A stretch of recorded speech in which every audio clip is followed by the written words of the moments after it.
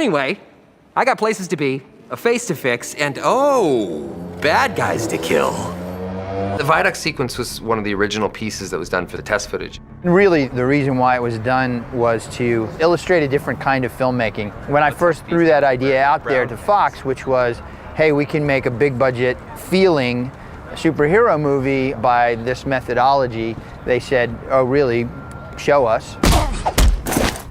It's easier to convince clients when you have something that looks really great. So basically it's a really good looking previs, and we have like final mocap with all the stunts and all the acting from all the actors. And we shoot a lot of cameras, edit it together, put some sound effects, music, temp of course. But basically once this comes out of our department, you can already see whether or not it's gonna work. That original sequence I did with Tim 3.5 years ago. I coordinated that sequence and did the performance capture for Deadpool in that. We actually got to have Ryan do all the acting part. Excuse, por favor. Ow, ow. When we did it, it wasn't all that common to do fully CG shots. Now, it's not so special. They do it all the time because of the rate that visual effects is advancing. The test footage was such a tone setter, and it really did allow us to understand what we were trying to do. I only have 12 bullets, so you're gonna have to share. Let's count them down. This sequence was called 16 bullets, but due to budgetary constraints, it's now 12 bullets. There's a frequent jest on set that it's going to be 1 bullet before we're done, but no. In your typical superhero film, the superhero is always prepared. He's a good guy, he thinks ahead of everybody else, he's smarter, faster, better. But in Deadpool's case, that's not always true. Ah, shit! I forgot my ammo bag. The fact that he has to make do with 12 is the whole structure of this fight. He's trained to kill people and not be killed, but now he's got this unique thing to him where he regenerates, he can't die. So it's kind of like all bets are off. Is kind of spliced and fractured throughout the film. So we begin on it, and then we come back to it later, and then we come back to it again. So we need a lot of meat on the bone to get a piece like that done. 12 Bullets was a really cool sequence. It was another one we ended up prevising out and doing that here at Blur. The previs has been an incredible tool. Tim's sequences are what ended up getting the movie made.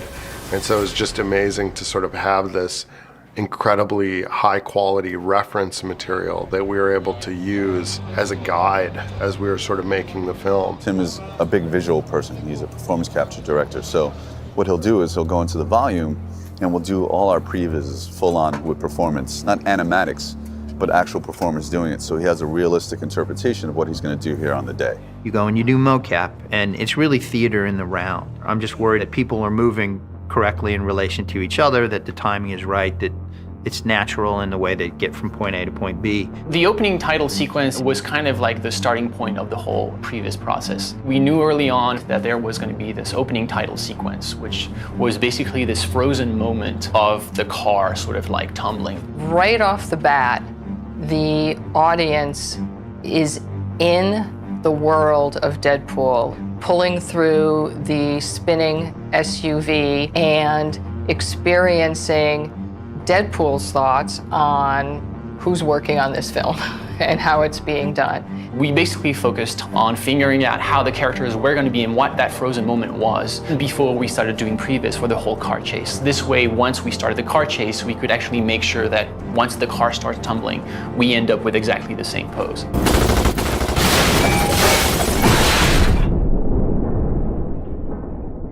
The teaser piece we did was all CG. This is going to be a mix, probably mostly live action. I love practical shooting. I mean, nobody likes a green screen. It's awful. So we've done as much practical as we possibly can. To make the freeway sequence, we had to shut down the biggest artery of the biggest freeway in Vancouver. It's actually the bridge that leads from essentially the suburbs into the city. And they gave it to us for a few hours a day where they would shut down one whole side of it. I think for a while I was public enemy #1 because they didn't say Deadpool shut down traffic. They just said Ryan Reynolds has shut down traffic in Vancouver, which sort of sucked for me. We wanted it to feel interactive. We wanted it to feel like they were in a real location and not just in a stage. There is something about interacting with the sunlight, with real air. I don't think you can ever completely fake. This sequence requires a lot of timing, a lot of rehearsal, 30 stunt personnel. So that on top of the other crew that's required for this sequence, special effects, explosion, visual effects. I think we were there for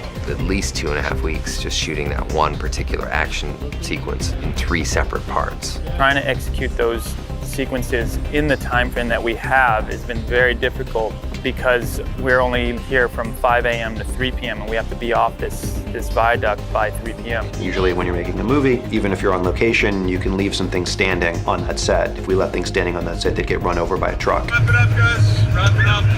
Good work today, good hustle. We had to have a prep strategy so that when we wrap out, we can execute our wrap out within a 15-minute time frame. And getting all of this stuff wrapped out in 15 minutes takes quite a bit of planning.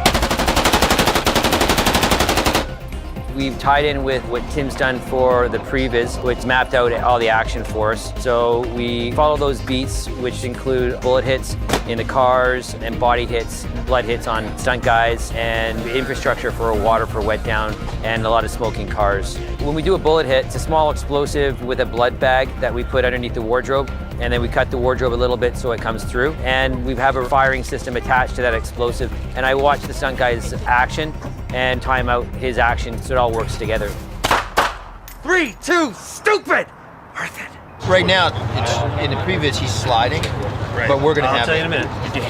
It's a bounce and hit, yeah. The Previs required extensive, highly trained acrobatic movement plus martial arts skills from our Deadpool doubles. Fortunately, I was able to find 2 of them that filled that role, so we can interchange them as needed. Alex and Adrian are 2 guys that have been there from the beginning and really learned the character and understood how he walks and moves, and they were incredible. Alex is a guy that just basically defies gravity in every way. He can do things that I just didn't think were humanly possible. Ryan is doing quite a bit of stunt work in the sequence. He's doing a lot of the physical comedy that goes along with the sequence as well. So that's all him. We only bring in our double for a few things that might be outside of his training. Hopefully the audience won't be able to tell when there's a double or not. I said, you guys have to watch him, how he moves, how he acts, and incorporate that into your physicality. So in between the acting beats, you can incorporate that type of movement with the action sequences so that we'll make it as seamless as possible. 3, 2, 1, go!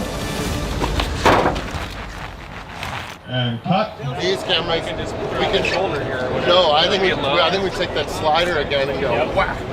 When we shot the freeway sequence, it was really important to us to keep the cameras moving in these super dynamic ways. And one of the ways that we achieved that was through long Steadicam moves, handheld shots, using a motorcycle to chase other motorcycles through the space. And we really wanted to create this sort of frenzy, especially when all of the pedestrians were running away from this chaos that was happening. Okay, this thing's ready. Capturing it the right way with our camera bike took a lot of planning because of the weaving in and out of these very tight vehicles took a very skilled rider. There's this genius motorcycle stunt rider named Regis that we brought up from New Orleans who's phenomenal on a bike and could keep up with anybody. So he was able to chase our stunt bike riders on this motorcycle rig where we were able to get super, super close to the motorcycle and move through heavily congested areas at high speeds. What we have with the CycleCam, it's a one-of-a-kind vehicle. It's the first and only of its kind right now in the business. The bike is actually 100% electric, so there's no motor vibration. It offers a very smooth and stable ride. We shot that motorcycle sequence on a stabilized head, so no matter how bumpy the roads get, no matter what happens to the bike itself, the camera has this sort of fluid, precise movement to it. I had rehearsed with them a couple days before so that they can get their timing in sync so that we're making sure that all the action is tied in with Deadpool's movement because there's running and chasing with the motorcycle as well as firing and throwing of katanas. We're chasing a motorcycle, we're pushing a motorcycle through traffic, we're even tracking with Deadpool himself as he's running and firing guns. The motorcycle itself is the ZF9, but to make it camera worthy, we put a lot of external components on it and a lot of R&D in it. This is far from riding a normal motorcycle with upwards of 80 to 100 pounds on the rear end and camera and then offset with another 60 or so pounds in batteries. It's a very big vehicle to control. Now, if I were a 200-pound sack of assholes named Francis, where would I hide? There's a bunch of phantom shots in the film where we're utilizing a 4K camera that can shoot up to 1800 frames a second. So for instance, there's shots of the motorcycle tires peeling out. We have some super slow motion shots of bullets being pushed out of the weapon, muzzle flashes, things like that. In shooting this film, we've done a lot of the stunts practically, and we're trying to get as much action on camera as possible. But because of our limited schedule, we're having to do certain things digitally. There are certainly visual effects elements. I mean, that's Tim's bread and butter. The freeway sequence is an all-digital environment and has so much complexity to it and so much going on. Finding locations to film the opening freeway chase became too difficult, so it was determined that the most efficient way to do that sequence would be to move in a fully CG direction. It starts out with animating and just getting all of our cameras working and get that animated together and really feeling the cinematic punctuations of those shots. We shift in and out of frozen moments and slow motion and normal speed, and we're kind of ramping in and out of that. We photographed all of those cars. We scanned them with a process called LiDAR. We took hundreds of reference photos, interiors and exteriors, so that they could be rebuilt by our vendor Atomic Fiction meticulously. We did these simulations where we sit and we watch and we see how a tire would shred when the tire hits, or if we pop the hood and let the engine fly out, what would happen, and what pieces would rip off, and how the glass would break. And those are the kind of the geeky, fun things we get to do as visual effects guys.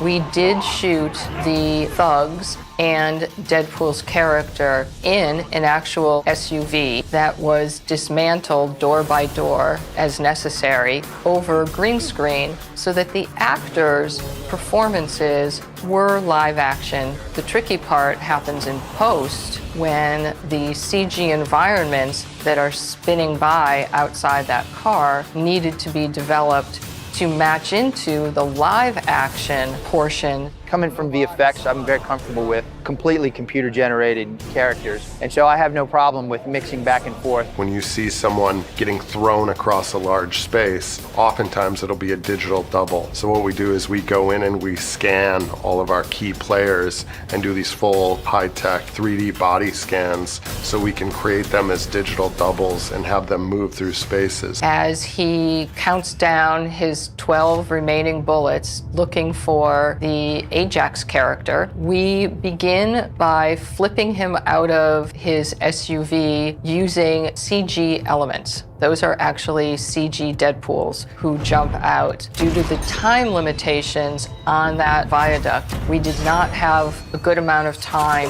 to rig for the stunt work that would be needed to get the height needed and the very specific arm positioning for the first bullet, bullet number 12, to come out of the chamber. So it was captured on a mocap stage, and then the mocap data was applied to the CG model. I think the reason it feels so seamless is because one of the many things that Tim Miller does so well is understand the grammar of visual effects. So he knows where the audience's brain will just go with and trust something that is fake without recognizing that it's fake. It's really kind of a beautiful blend of partnerships between different departments so that no one will be able to tell what is CG and what is not.